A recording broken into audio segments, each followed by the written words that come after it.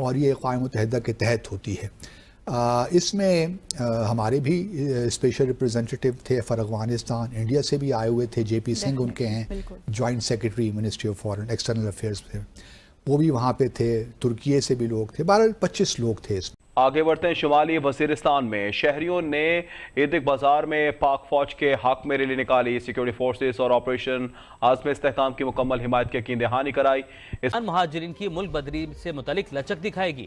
ایک بیان میں ذبیح اللہ مجاہد کا کہنا تھا کہ پاکستان کے ساتھ اقتصادی، سفارتی، ثقافتی اور مذہبی معاملات میں اچھے تعلقات چاہتے ہیں. اور وہ سوال یہ ہے کہ جو پوچھا جاتا ہے پاکستان کے اندر بھی، افغانستان میں بھی اور دنیا میں بھی، یہ سوال کافی دفعہ اس سوال نے سر اٹھایا ہے کہ آخر کیا وجہ ہے کہ افغانستان کے لوگ کیوں اتنا ڈس لائک کرتے ہیں پاکستان کو.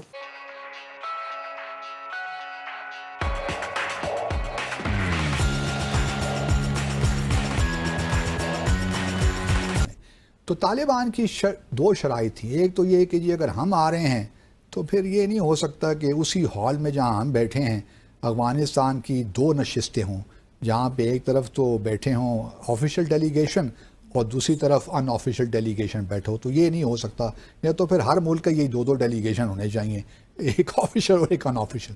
تو یہ ہمیں منظور نہیں ہے.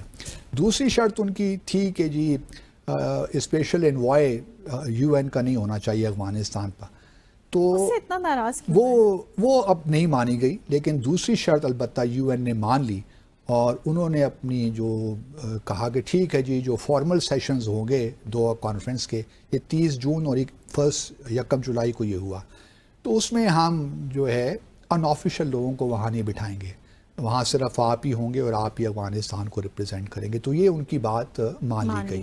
تو جس کی وجہ سے طالبان پہلی دفعہ اس کانفرنس میں آئے. جو پہلی 2 کانفرنسز تھے ان میں ان کو بلایا بھی نہیں گیا، اور طالبان نے شو بھی نہیں کیا کوئی اتنا انٹرسٹ اس میں، کیونکہ اس میں جو اور لوگ تھے سول سوسائٹی کے، خواتین کے حقوق کے حوالے سے، وہ ان لوگوں نے شرکت کی تھی. تو یہ بڑا ایک میں سمجھتا ہوں کہ پازیٹیو ڈیولپمنٹ ہے، کیونکہ دیکھیے اور یو این نے صحیح ڈیسیشن لیا ہے.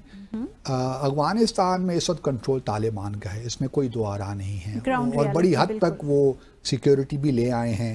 ٹھیک ہے ہمارے کنسرنز ہیں کہ وہاں پہ ٹی ٹی پی کے ہائیڈ آؤٹس ہیں، وہاں ان کو سیف ہیونز میسر ہیں، لیکن اس کے باوجود ہی میں کہوں گا کہ یہ صحیح ڈیسیشن ہے. اور مجھے اس بات کی بھی خوشی ہے کہ ذبیح اللہ مجاہد جو کہ افغانستان کے ڈیلیگیشن کو ہیڈ کر رہے تھے، ہمارے جو دوحہ میں سفیر ہیں، شاہد اعجاز نام ہے ان کا، انہوں نے اپنے گھر میں ڈنر بھی کیا ان کے لیے. اور اس ڈنر میں جہاں تک میری اطلاعات ہیں ہمارے اسپیشل ریپرزینٹیٹیو بھی موجود تھے، اور کافی اچھی پازیٹیو ڈسکشن ہوئی. یہی کہا گیا ہے کہ جی ہم مسائل معاملات کو آگے لے کر چلتے ہیں. اس کی اشد ضرورت ہے. ہم دیکھیے ڈسائفر میں ہمیشہ یہی کہتے رہے ہیں کہ اوائڈ کریں پبلک میں اسٹیٹمنٹس دینے سے طالبان کے خلاف، یا ایسی بات نہ کریں جس سے مزید ہمارے لیے پرابلمس کریٹ ہوں. تو بہتر یہی ہے کہ quiet diplomacy, behind the scenes بات چیت کریں، ان کو سمجھائیں کہ پاکستان میں اگر عدم استحکام ہوتا ہے ٹی ٹی پی کی وجہ سے، یا کچھ اور جو ملیٹنٹ آرگنائزیشنز ہیں خاص طور سے بلوچستان وغیرہ میں، اس سے آپ کو بھی نقصان ہوگا.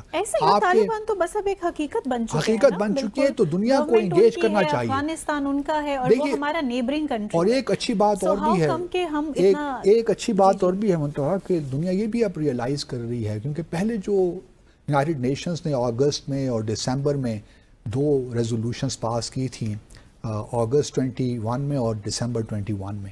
ان ریزولوشنز میں انہوں نے یہی کہا تھا کہ جی انکلوسیو گورنمنٹ ہو، براڈ بیسڈ گورنمنٹ ہو. ہم پہلے بھی اپنے پروگرام میں یہ کہہ چکے ہیں کہ یہ بالکل ایک لحاظ سے نان اسٹارٹر ہے.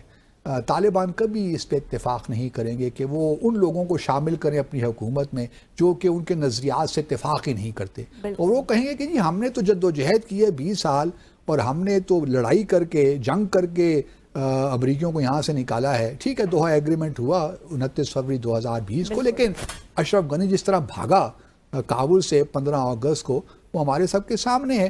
تو وہ کیوں اوبلائج کریں، یا کیوں انٹرنیشنل کمیونٹی کی یہ بات مانیں کہ جی آپ اشرف غنی کو بھی شامل کریں، تو کارزائی کو بھی شامل کریں، تو حکمت یاد کو بھی شامل کریں. وہ ان کا مزاج نہیں ہے.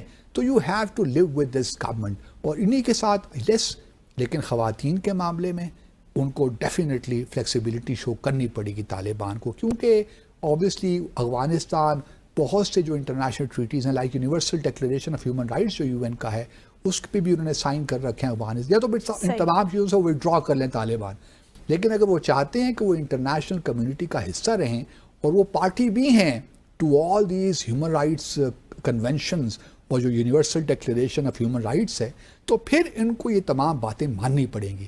یہ نہیں ہو سکتا کہ وہ کہیں کہ جی ہم پارٹی بھی ہیں اور ہمیں سب اچھا بھی ہے، ہم خواتین کو نہ کام کرنے دیں گے نہ پڑھنے دیں گے، یہ نہیں ہو سکتا۔ تو اور دوسرا جو معاملہ ہے، ان کو جو پاکستان کے کنسرنز ہیں، کوئی چین کے کنسرنز ہیں یا کسی اور ممالک کے کنسرنز ہیں، خاص طور پہ TTP کو اور بلوچستان سے ریلیٹڈ جو سیپریٹسٹ آرگنائزیشنز ہیں ان کو قابو میں کرنا ہوگا۔ دوحہ کانفرنس ہو رہی تھی تو جو بھارت کے وزیر خارجہ ہیں ڈاکٹر جے شنکر، وہ بھی دوحہ میں موجود تھے، اپنے وزٹ ایک روزہ دورے پہ تھے، تو قطر میں موجود تھے اور بڑی اچھی ان کی ملاقاتیں رہیں۔ اور یہ بھی اپنے ناظرین کو ہم بتاتے چلیں کہ تقریباً ٹریڈ کی باتیں بھی ہو رہی ہیں بڑھانے کی، اس وقت بھی تقریباً آئی تھنک 26 سے 30 بلین ڈالر کا ٹریڈ ہے بھارت اور قطر کے درمیان، اور تقریباً 8 لاکھ کے قریب بھارتی جو ہیں نژاد لوگ وہاں قطر میں کام بھی کرتے ہیں۔ تو ہمیں بھی جو ہے بائیلیٹرل ریلیشن سے فوکس کرنا چاہیے، خاص طور پہ خلیجی ممالک میں ایک ایسا ایریا ہے جہاں ہم خاص طور سے ہم پہلے بات کر رہے تھے نا، وہ 48 ایک بندے کو لگائیں نا ذرا کہ یہ جو خلیجی ممالک خالی مینڈیٹ اس کا وہ دیں کہ کس طرح وہاں سے انویسٹمنٹ لے کر آئے۔ آپ نے سجیشن دیا، ہم 5-6 لگا دیں گے، نہیں ایک ہی لگائیں تاکہ پتہ تو چلے۔ ہر ایک ملک کے لیے الگ کر دیں، سعودی عرب کے لیے الگ کر دیں، UAE کے لیے الگ کر دیں، کویت کے لیے الگ کر دیں، یہ بھی ہو سکتا ہے، لیکن پتہ تو چلے نا کہ ڈیلیور۔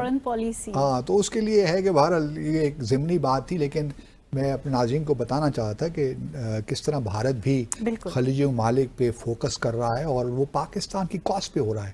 اگر وہاں ان کی لیبر جا رہی ہے تو پاکستان کے لیے لیبر جو ورکرز کی لیے اپرچونٹیز ہیں وہ کم ہوتی جا رہی ہیں، تو تھوڑا ہمیں سوچنا چاہیے۔ اور میں یہی بتاتا چلوں ناظرین کو کہ جو پاکستان جو ایکسپورٹ کرتا ہے خلیجی ممالک کو، بھارت وہی چیزیں ایکسپورٹ کرتا ہے ممالک کو ان پہ سبسڈی دے کر، تاکہ پاکستان کی جو کموڈیٹیز ہیں ایکسپورٹس ہیں وہ کمپیٹیٹیو نہ رہیں گلف کنٹریز میں۔ تو یہ بھی ایک بڑی ہمارے لیے لمحہ فکری ہے چیلنج۔ کیوں پاکستانی اس کو پسند نہیں کرتے افغانستان کے لوگ، اور افغانستان کیوں ہیٹ کرتا ہے پاکستان سے؟ اور اس کی اب بڑی مثال ہمیں اس وقت مل چکی ہے کہ جب دونوں کنٹریز کے بیچ ریلیشنز جھڑپ تک پہنچے اور دونوں نے ایک دوسرے کے اوپر حملہ کرنے کی بات کی۔ تو اب یہ کوئی ڈھکی چھپی بات نہیں ہے، یعنی کوئی یہ سوال ایسا نہیں ہے کہ جس کے اوپر یہ کہا جائے گا کہ نہیں ایسی کوئی بات نہیں، یہ بات ہے۔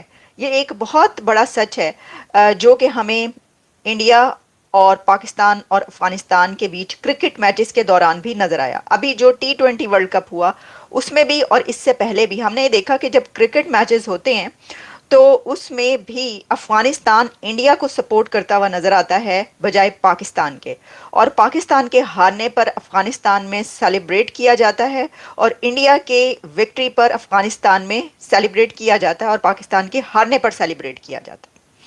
اور اسی طریقے سے ہم یہ دیکھتے ہیں کہ جو انڈینز ہیں وہ بھی افغانستان کے لوگوں سے بڑا پیار کرتے ہیں، اور انڈیا افغانستان کی وکٹری کو اپنی وکٹری کہتا ہے اور اس کو سیلیبریٹ کرتا ہے۔ کرکٹ میچز میں بھی اب یہ بات سب کو نظر آتی ہے۔ اکانومی بھی تھی، ریلیشنز بھی تھے، خواتین کے لیے خاص طور پر افغانستان میں جو کچھ کیا جا رہا ہے وہ بھی ایک بہت بڑا اس کے اندر سوال تھا کہ بھئی اس کے اوپر جو ہے بات ہوگی۔ لیکن